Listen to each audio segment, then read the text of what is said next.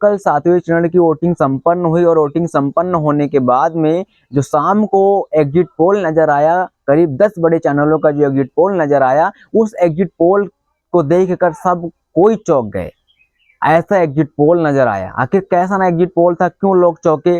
और उस exit poll के हिसाब से बीएसपी को पूरे भारत में कितनी सीटें दिखाई जा रही है, और खास करके उत्तर प्रदेश में जहां पर बहुजन समाज पार्टी की सुप्रीमो बहन कुमारी मायावती 4 बार मुख्यमंत्री बनती हैं, वहां पर कैसी स्थिति है बीएसपी की, इन सही मुद्दों पर बातें करेंगे। आखिरकार एग्जिट पोल कैसे होता है और क्या उसकी प्रतिक्रिया होती है, इसके बारे में भी आपको डिटेल में आगे समझाएंगे। साथियों नमस्कार, मैं हूं अखिलेश कुमार और आप देख रहे हैं एकेजी मीडिया। साथियों जिन 10 न्यूज बड़ी एजेंसियों का जो सर्वे आया है उसके हिसाब से आपको बताएं तो रिपब्लिक मैट्रिज के हिसाब से 353 से 368 सीटें बीजेपी के खाते में जाती हुई नजर आ रही हैं। अगर कांग्रेस की बात करें तो कांग्रेस के खाते में 118 से 135 सीटें जाती हुई नजर आ रही हैं पूरे देश में। और वहीं अगर अन्य की बात करें तो अन्य के खाते में 118 से 135 सीटें जाती हुई नजर आ रही हैं। तो ये सबसे बड़ी बात कि इन्होंने इसमें बीएसपी का नाम नहीं दर्ज किया है, क्योंकि जो ये बड़ा ओपिनियन पोल है पूरे देश का, इसमें इनको बीएसपी का नाम जोड़ना चाहिए था, क्योंकि देश की तीसरे सबसे बड़ी पार्टी बहुजन समाज पार्टी है, उसका नाम इसमें नहीं ऐड किया गया है। और वहीं साथियों बताएं, इंडिया न्यूज के हिसाब से करीब 371 सीटें बीजेपी के खाते में जाती हुई नजर आ रही हैं और 125 सीटें कांग्रेस के खाते में जाती हुई नजर आ रही हैं। अगर वहीं अन्य की बात करें तो अन्य के खाते में मात्र 47 सीटें इंडिया न्यूज के हिसाब से जाती हुई नजर आ रही हैं। तो अगर बात करें रिपब्लिक पीमा रिव्यू के हिसाब से, तो पीमा रिव्यू के हिसाब से बीजेपी को 359 सीटें उनके खाते में पूरे देश में जाती हुई नजर आ रही हैं। अगर कांग्रेस की बात करें तो कांग्रेस के खाते में मात्र 154 सीटें जाती हुई नजर आ रही हैं। और अगर वहीं बात करें अन्य के, तो अन्य के खाते में मात्र 30 सीटें जाती हुई नजर आ रही हैं। एग्जिट पोल के हिसाब से बात करें तो इन्होंने जनता की बात के हिसाब से 362 और 392 सीटें करीब बीजेपी के खाते में जाती हुई नजर आ रही हैं। और अगर वहीं कांग्रेस की बात करें तो कांग्रेस के खाते में मात्र 141 से 161 सीटें जाती हुई नजर आ रही हैं। अन्य के खाते में मात्र 10 से 20 सीटें जाती हुई नजर आ रही हैं। और अगर वहीं आगे बात करें न्यूज नेशनल की, तो न्यूज नेशनल के हिसाब से बीजेपी के खाते में 342 से 378 सीटें जाती हुई नजर आ रही हैं।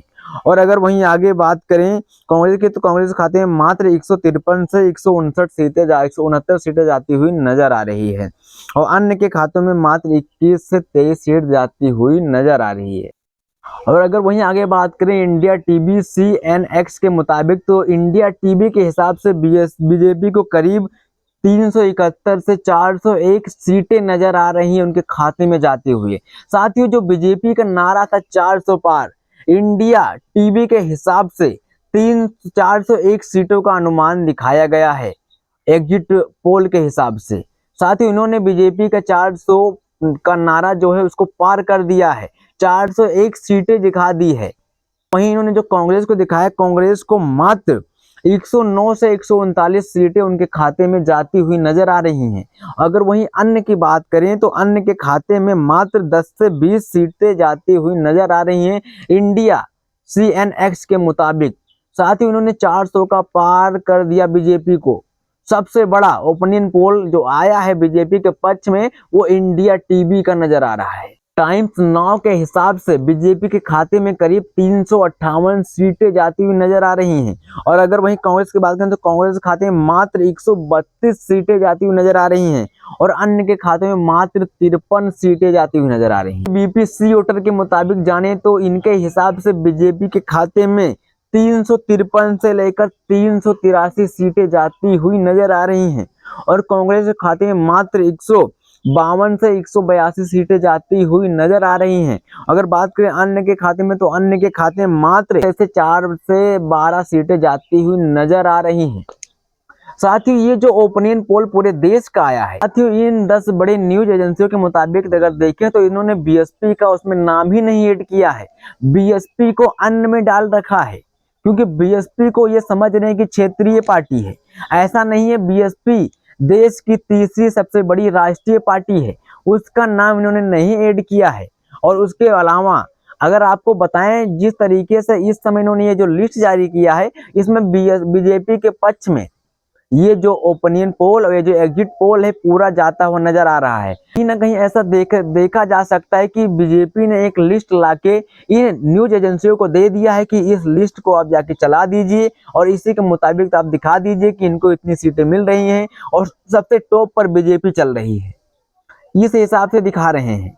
और अगर वहीं बात करें कि राज्य के स्तर पर खास करके उत्तर प्रदेश में किसको कितनी सीटें मिल रही है, तो वहां पर जो सर्वे आया है, एग्जिट पोल आया है, बीजेपी करीब 70 सीटों पर लड़ रही है और बाकी उनके सहयोगी दल लड़ रहे हैं।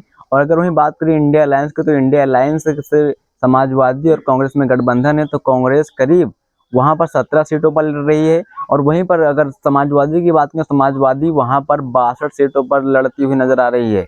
और अगर वहीं बात करें आजाद समाज पार्टी के, तो आजाद समाज पार्टी करीब 2 सीटों पर नजर आ रही है लड़ती हुई। एक डुमरियागंज और दूसरी नगीना लोकसभा सीट है, जहां से चंद्रशेखर आजाद खुद ब खुद चुनाव लड़ रहे हैं। अगर बीएसपी की बात करें, तो बीएसपी ने उत्तर प्रदेश के सभी 80 लोकसभा सीटों पर चुनाव लड़ रही हैं। और आखिर इनको कितनी सीटें इन सर्वे के हिसाब से और इन एग्जिट पोल के हिसाब से इनके खाते में जाती हुई नजर आ रही हैं, इन सर्वे के हिसाब से आपको बताएं या न्यू डायमेनिक्स के हिसाब से बताएं, तो 80 में से एनडीए के खाते में 69 सीटें जाती हुई नजर आ रही हैं। यूपी की 80 सीटों में से 69 सीटें बीजेपी के खाते में जाती हुई नजर आ रही हैं। और अगर वहीं बात करें एंड इंडिया अलायंस के खाते में मात्र 11 सीटें और बीएसपी के खाते में मात्र 0 सीटें जाती हुई नजर आ रही हैं उत्तर प्रदेश में, जो इनके हिसाब से ये ओपिनियन पोल के हिसाब से बात करें। तो अगर वहीं आगे बात करें जन की बात है, जो जन की बात के हिसाब से 80 में से एनडीए के खाते में 68 से 74 सीटें जाती हुई नजर आ रही है। और अगर वहीं इंडिया अलायंस और बीएसपी की बात करें, तो इंडिया अलायंस के खाते में 12 से 6 सीटें जाती हुई नजर आ रही है और बीएसपी के खाते में 0 सीटें जाती हुई नजर आ रही हैं।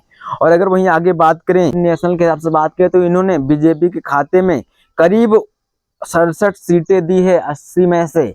और वहीं अगर कांग्रेस यानी इंडिया अलायंस के बारे में बात करें, तो इंडिया अलायंस के खाते में 6 से 11 सीटें जाती हुई नजर आ रही हैं और बीएसपी के खाते में 0 सीटें जाती हुई नजर आ रही हैं इनके हिसाब से भी।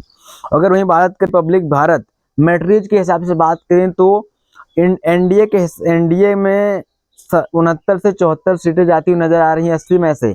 और वहीं इंडिया अलायंस के खाते में मात्र 11 सीटें जाती हुई नजर आ रही हैं और बीएसपी के खाते में करीब 0 सीट इनके हिसाब से भी जाती हुई नजर आ रही हैं। अगर ये बात करें रिपब्लिक टीवी पी मार्क्यू के हिसाब से, तो उनके हिसाब से 80 में से 69 सीटें बीजेपी के खाते में जाती हुई नजर आ रही है, यानी इंडिया अलायंस के खाते में जाती हुई नजर आ रही हैं। और अगर बात करें इंडिया की, तो इंडिया के खाते में मात्र 6 सीटें जाती हुई नजर आ रही हैं और बीएसपी के खाते में 0 जाती हुई नजर आ रही हैं।